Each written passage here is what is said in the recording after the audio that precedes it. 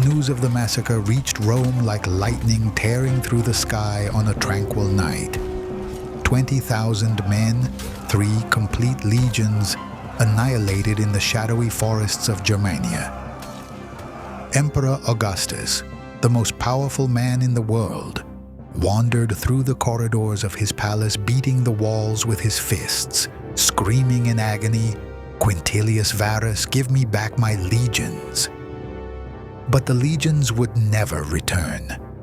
Their bones bleached under the Germanic rain, and their golden eagles, sacred symbols of Roman power, remained captive in the sanctuaries of the barbarians. Rome, the eternal city, had plunged into mourning.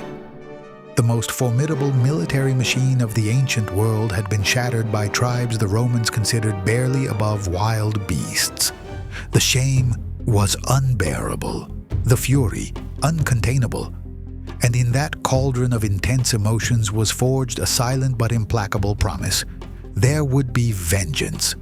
Rome would not forget. Rome would not forgive. In the months following the catastrophe of 9 AD, Rome found itself in a state of shock. Emperor Augustus, already an old man of 72 years, feared that the Germans would take advantage of their victory to invade Gaul.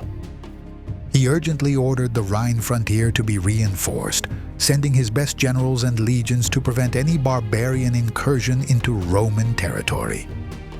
Meanwhile, in the streets of Rome, citizens whispered about ominous omens.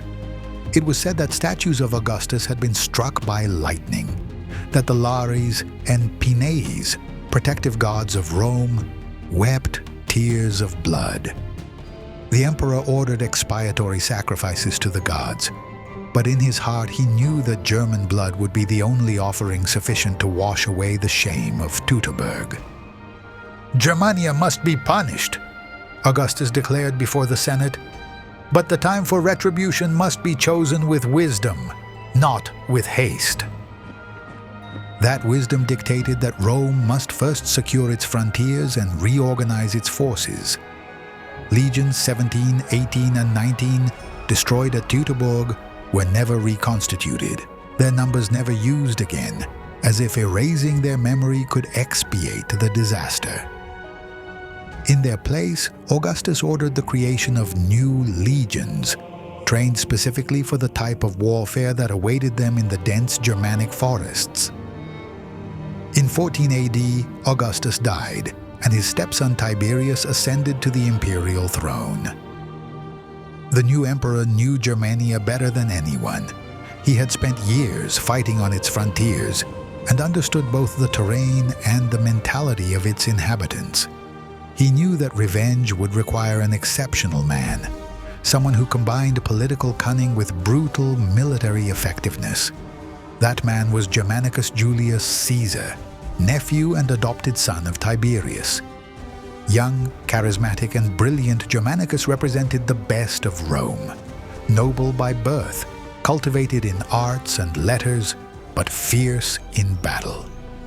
Tiberius appointed him supreme commander of the 8 legions stationed on the Rhine frontier, with a clear mission: recover the lost eagles and make Arminius pay for his betrayal.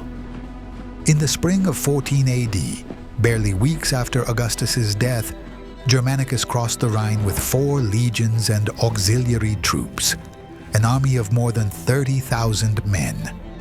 His first campaign was more a demonstration of strength than a full-scale invasion. The Romans razed villages, burned fields, and scattered the small bands of Germanic warriors who dared face them. It was the prelude to what would come, a bloody message sent through the smoke of burning settlements. The year 15 AD marked the beginning of true Roman revenge. Germanicus had spent the winter meticulously planning the campaign. He studied reports from Teutoburg survivors, interrogated Germanic prisoners, and drew detailed maps of enemy territory.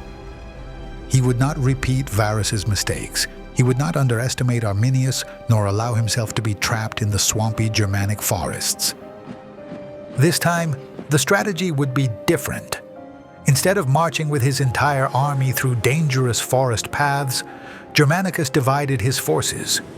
4 legions under the command of Aulus Caesenus Severus would advance overland through Bructeri territory, while Germanicus would lead 4 other legions in a fleet of 1,000 ships that would sail the North Sea and then ascend the Ems River, penetrating deeply into enemy territory. The plan worked with military precision. The Germans, surprised by the naval maneuver, could not organize an effective defense. Germanicus's legions disembarked and began advancing inland, facing small resistance groups that were crushed with brutal efficiency. Meanwhile, Caecina and his legions carved their way with fire and sword through the forests, burning villages and massacring anyone who resisted. The Romans had learned the lessons of Teutoburg. They marched in more compact formations, sent scouts in all directions, and established fortified camps each night. Surprise was no longer a viable weapon for the Germans. On a gray and humid morning, Germanicus's legions arrived at a clearing in the forest. The silence that fell over the ranks was overwhelming. Before them stretched the scene of the Teutoburg massacre, 6 years after the tragedy. Tacitus, the great Roman historian, would describe the scene thus: "In the middle of the plain whitened bones, scattered or heaped according to whether they had fled or resisted. Beside them could be seen fragments of weapons and horse limbs, and there were also human skulls nailed to tree trunks. The soldiers contemplated with horror the remains of their compatriots. Germanicus ordered the march to halt. Through tears, he personally directed the collection of bones scattered across the battlefield.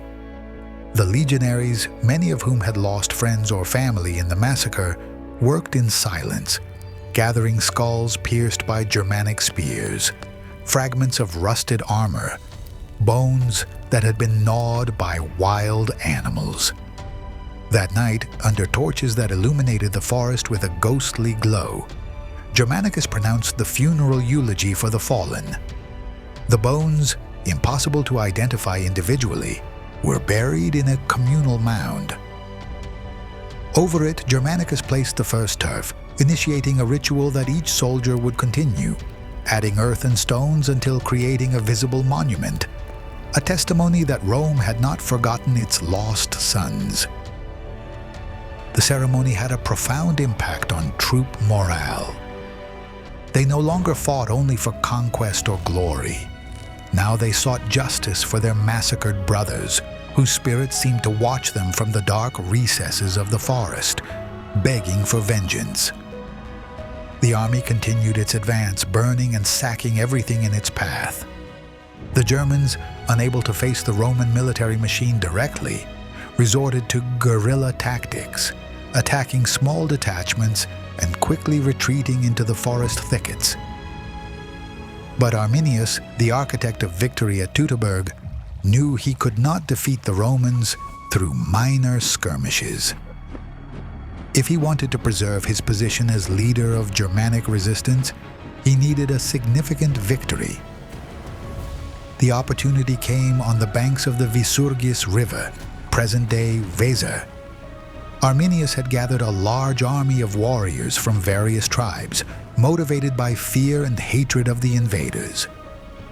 The Romans camped on the western bank of the river, while the Germans occupied defensive positions in a sacred grove on the other side.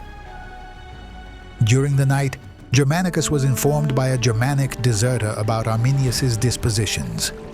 The Cherusci leader had placed his infantry in the forest, while the cavalry remained hidden in adjacent woods, ready to attack the Roman flanks when they advanced. At dawn, Germanicus ordered the river crossing. His men swam or used small boats, quickly forming battle lines on the opposite shore. Unlike Varus, Germanicus had studied his enemy and prepared countermeasures for their tactics.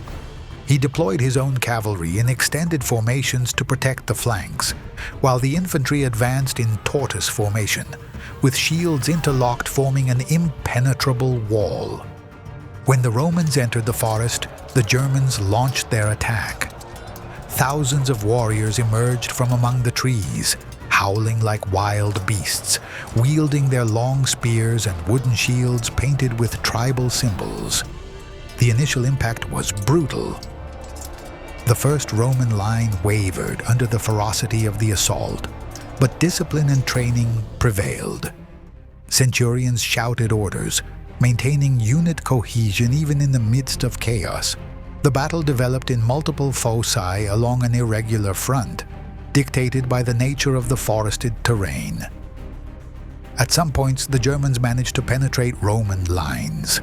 At others, the legionaries advanced methodically, step by step, leaving behind a trail of enemy bodies. Arminius fought in the front line, recognizable by his imposing stature and red cloak. His presence inspired his men, who redoubled their efforts wherever he appeared.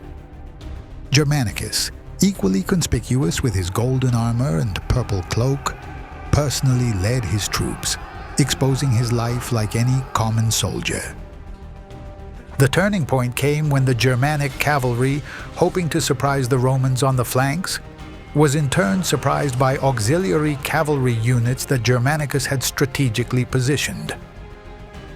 Trapped between the forests and the disciplined Roman infantry, the Germanic horsemen were massacred.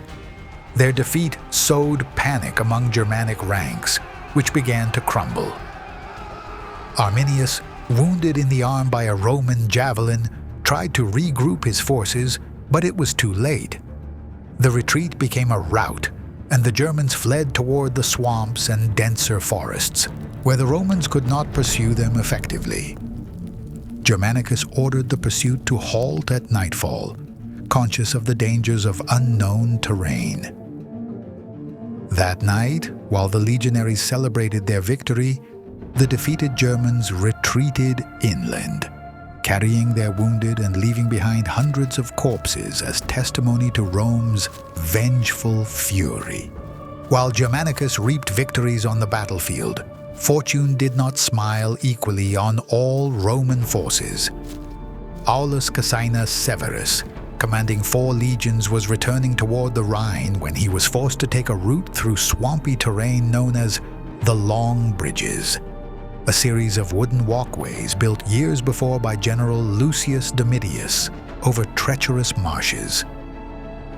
Arminius, after partially recovering from his wounds, saw in this situation an opportunity to replicate his success at Teutoburg.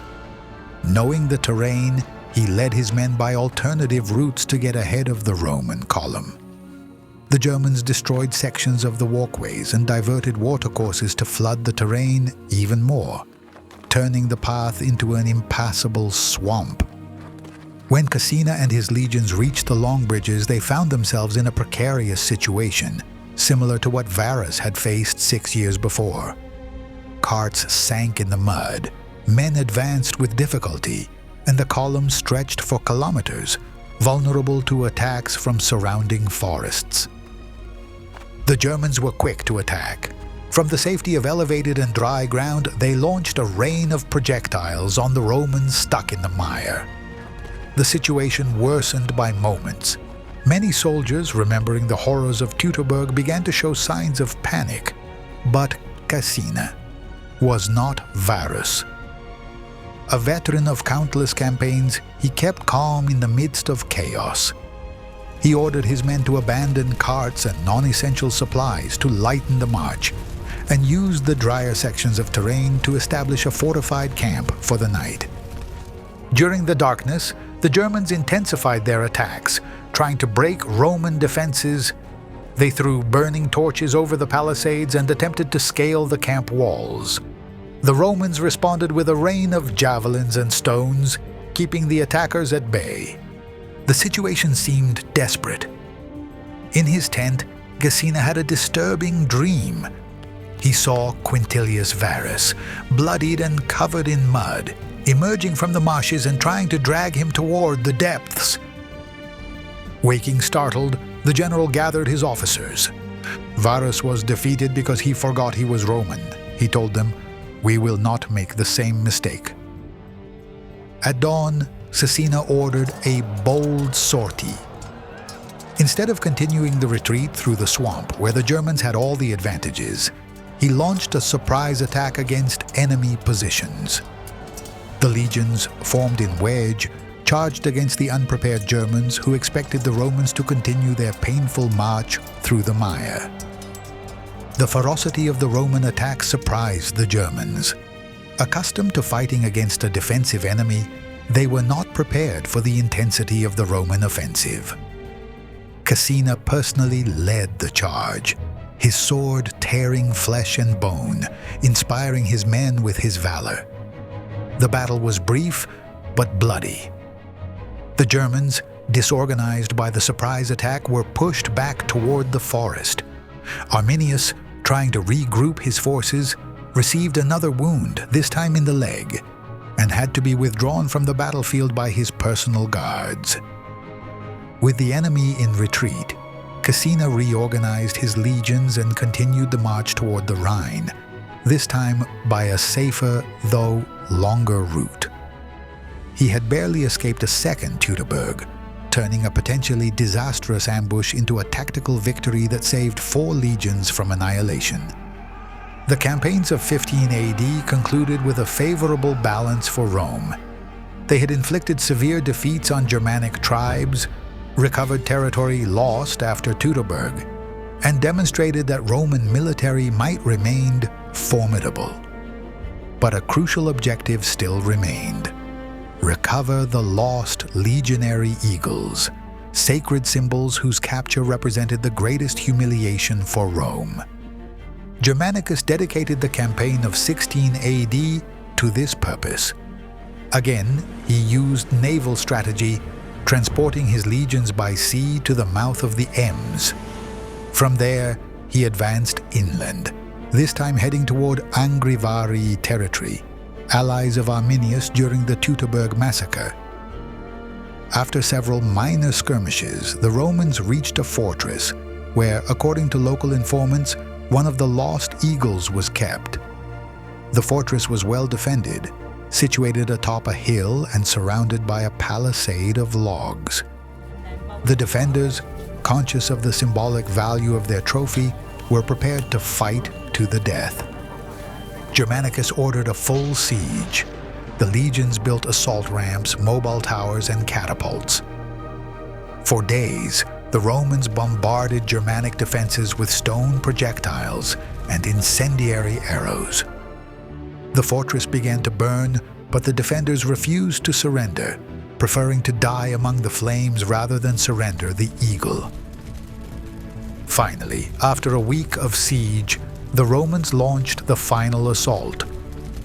The legions, formed in testudo, tortoise formation, advanced under a rain of arrows and spears. Ladders were placed against the palisades, and the legionaries began to climb, driven by fierce determination. The fight on the walls was brutal. The Germanic defenders, knowing there was no hope of surrender or escape, fought with the desperation of the condemned. Many Romans fell from the ladders, their bodies crushed by rocks or impaled on sharpened stakes.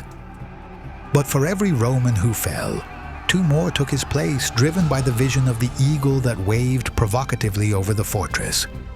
Finally, an optio, non-commissioned officer named Marcus Ventidius, a native of Campania, managed to reach the top of the wall and establish a foothold.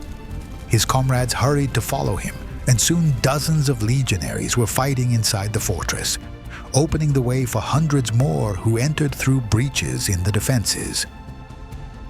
Germanic resistance collapsed. The last defenders entrenched themselves in the central hut where the eagle was kept, determined to die protecting their most precious trophy. The Romans set the structure on fire with torches, forcing the Germans to come out among the smoke and flames, where they were met by a wall of shields and swords. When the last defender fell, Ventidius entered the burning hut. Moments later, he emerged, coughing and covered in soot, but holding high the eagle of Legio 19, blackened by smoke, but recognizable by its number engraved on the base. a deafening roar arose from the throats of thousands of legionaries. Men hardened by years of campaign wept without shame. The eagle, symbol of Rome's honor, had been rescued from ignominy. Germanicus personally took the recovered standard, kissed the blackened metal, and handed it to its designated bearer. "Today," he proclaimed before his assembled troops, "we have begun to wash away the shame of Teutoburg. Today, the shadows of our fallen brothers can finally find rest." The recovery of the legionary eagle inflamed the spirit of vengeance among the Romans. Germanicus, perceiving that the moment was propitious to deliver a definitive blow, decided to face Arminius in a pitched battle that would decide Germania's fate. Arminius, for his part, had managed to gather a new army, attracting warriors from tribes that until then had remained neutral. The brutality of Roman reprisals had convinced many that the only hope of survival was unified resistance. The two armies met on a plain beside the Visurgis River at a place called Idistaviso. It was a vast expanse of open terrain, flanked by forests and hills, ideal for the deployment of Roman formations. Arminius, conscious of the disadvantage this posed, tried to compensate by positioning ambushes in adjacent forests and preparing escape routes for an orderly retreat, if necessary. The dawn of the battle day illuminated an imposing spectacle. The Roman legions, approximately 30,000 men, deployed in perfect formation, their standards waving in the wind, the sun reflecting on thousands of spear points and helmets. Facing them, the Germanic army, almost equal in number but much less disciplined, extended in an irregular line, their warriors beating their shields with spears and chanting war songs. Germanicus rode before his troops, reminding them of the horrors of Teutoburg and the humiliation Rome had suffered. "Today, we avenge our brothers," he shouted, and his voice was amplified by thousands of Roman throats. "Today, Rome demonstrates why it rules the world." The battle began with an exchange of projectiles. Arrows, javelins, and slingstones darkened the sky while both sides tried to weaken enemy lines before hand-to-hand combat. Then, with a blast of trumpets, Germanicus ordered the advance. The Roman legions advanced like an implacable war machine, their lines perfectly aligned, shield against shield. The Germans responded with a savage and disorderly charge, trusting that their ferocity would compensate for their lack of discipline. The clash was tremendous. The first Germanic line crashed against the Roman shield wall, and for a few critical moments it seemed they might break it. But Roman discipline prevailed. The legionaries absorbed the impact, maintained their position, and began their deadly work, methodically stabbing with their short swords from behind their shields. Arminius, recognizing that frontal battle favored the Romans, ordered his flanks to gradually retreat, trying to draw the legions toward the forests where ambushes waited. But Germanicus, anticipating this tactic, kept his infantry in closed formation and sent his auxiliary cavalry to pursue the retreating Germans. The battle fragmented into dozens of minor confrontations across the field. In the center, the legions advanced inexorably, crushing Germanic resistance. On the flanks, Roman cavalry attacked retreating warriors, cutting off their escape routes to the forests. Arminius, seeing his plan fail, threw himself personally into combat, leading a desperate charge against the Roman center. His imposing figure, wielding an enormous spear decorated with eagle feathers, was visible from any point on the battlefield. His most loyal warriors followed him, forming a human wedge that headed directly toward Germanicus's standard. The clash was brutal. Germanicus's personal guards rushed to protect their general, forming a shield wall around him. Arminius and his men crashed against this barrier, their initial momentum carrying them through the first defensive line. For a moment, Arminius and Germanicus were mere meters apart, their gazes crossing in the midst of battle chaos. The German threw his spear with all his strength, but a Roman esquire interposed himself, receiving the mortal impact. Before Arminius could draw his sword, the second line of Roman guards counterattacked, forcing him to retreat. Arminius's desperate charge had failed, and with it, the Germans' last hope. Enemy lines began to completely crumble. The retreat became a disorderly flight, and soon the battlefield filled with Germans running toward forest safety, pursued by implacable Roman cavalry. Arminius, wounded again but alive, managed to escape with a small group of followers. As he rode toward forest thickness, he looked back one last time. The field he had planned to turn into a Roman trap had transformed into a slaughterhouse for his own people. Thousands of Germanic warriors lay dead or dying, while Roman eagles rose triumphant over the carnage. The Battle of Idistaviso was a decisive victory for Rome. Not only had they defeated Arminius's main army, but they had demonstrated the absolute superiority of Roman discipline and tactics over the disorganized ferocity of Germans. After the victory at Idistaviso, Germanicus continued the campaign for several more weeks, pursuing the remains of the Germanic army and punishing tribes that had supported Arminius. Finally, with summer approaching its end and Roman forces exhausted by months of campaign, Germanicus ordered retreat to winter quarters west of the Rhine. As the legions marched back, a storm lashed the Roman fleet in the North Sea, sinking numerous ships and causing more casualties than any of the battles against Germans. Many saw in this a sign from the gods. Rome had obtained its vengeance, but Germania would remain a hostile and untamed land. In Rome, Tiberius received reports of Germanicus's victories with mixed feelings. On one hand, revenge for Teutoburg was complete. 2 of the 3 lost eagles had been recovered. Severe defeats had been inflicted on Germans, and Roman military prestige had been restored. On the other hand, Germanicus's growing popularity began to worry the suspicious emperor. In 17 AD, Tiberius ordered Germanicus to return to Rome, declaring that the war in Germania had concluded. The Cherusci and other rebel tribes, he wrote, must be left to their internal discord. It was a pragmatic decision. Complete conquest of Germania would require enormous resources and decades of occupation, with uncertain benefits. Germanicus returned to Rome as a hero, celebrating a magnificent triumph in which Germanic captives paraded and recovered eagles were exhibited. But his glory would be brief. 2 years later, he would die under strange circumstances in Syria, possibly poisoned by Tiberius's order. Arminius, architect of Roman defeat at Teutoburg, survived the revenge campaigns, but his fortune also changed. Germanic tribes, briefly united against Rome, returned to their traditional rivalries. Accused of aspiring to kingship by his own compatriots, Arminius was assassinated by family members in 21 AD.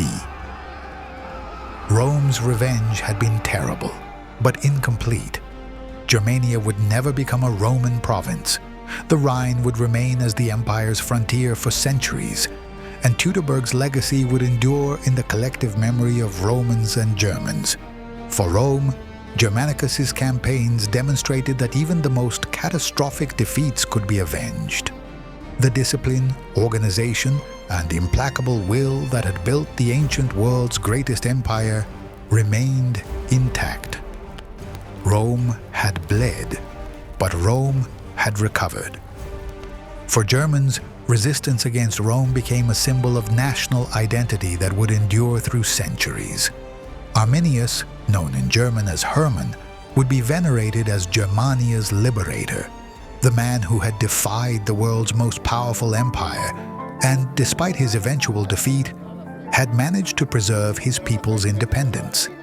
In the 19th century, when Germany sought to forge its national identity, Arminius's figure would resurge with force, embodying the Germanic spirit of resistance and unity against foreign invaders. The Roman revenge campaigns in Germania had taken a terrible toll on both sides. Thousands of legionaries lay buried in foreign soil, far from marble mausoleums and offerings from their loved ones. Dozens of Germanic villages had been reduced to ashes, their inhabitants massacred or enslaved. The forests that once resonated with songs and laughter now kept silence, interrupted only by the cawing of ravens feeding on war's remains. In Rome, news of Germanicus's victories was received with jubilation and relief. The Roman people, traumatized by Teutoburg's humiliation, could finally close that wound. The recovered eagles were placed with solemn ceremony in the temple of Mars Ultor, the avenging Mars, thus fulfilling the implicit promise in the god's name. However, for soldiers who had participated in the campaigns, victory had a bitter-sweet taste. They had avenged their fallen comrades, but had also witnessed and participated in atrocities many would prefer to forget. They had burned villages with women and children inside, executed prisoners, profaned sacred places. The line between justice and vengeance, between duty and cruelty, had blurred in Germania's swampy forests. Tacitus, the great chronicler of these wars, would reflect years later on the profound meaning of these events. "They create a desert and call it peace," he would write, questioning the moral price of Roman victory. Because although eagles had been recovered and military honor restored, something had been lost in the process. Tiberius himself, with his pragmatic decision to abandon Germania's conquest, seemed to recognize this fact. Rome was powerful, but not omnipotent. There were limits, not only geographical but also ethical, beyond which imperial expansion lost its civilizing sense and became mere destruction. The Rhine frontier, established after Teutoburg's defeat and confirmed after the revenge campaigns, would become one of the empire's most stable and enduring. For centuries, Roman legionaries would watch from their fortresses the dense Germanic forests, remembering lessons learned at such high cost. And on the other side of the river, Germanic tribes would preserve their fierce independence, gradually transforming Arminius's memory from history to legend. When the last veteran of these campaigns died, taking with him vivid memories of those bloody days, Rome's revenge had already passed into the realm of myth. Winter night fires would be illuminated with tales of heroism and betrayal, of lost and recovered eagles, of forests haunted by ghosts of unburied legionaries. And thus, in the collective memory of Romans and Germans, the tragedy of Teutoburg and subsequent revenge would intertwine inseparably, reminding future generations that even the most powerful empires can bleed, and that no revenge, however terrible, can truly restore what has been lost.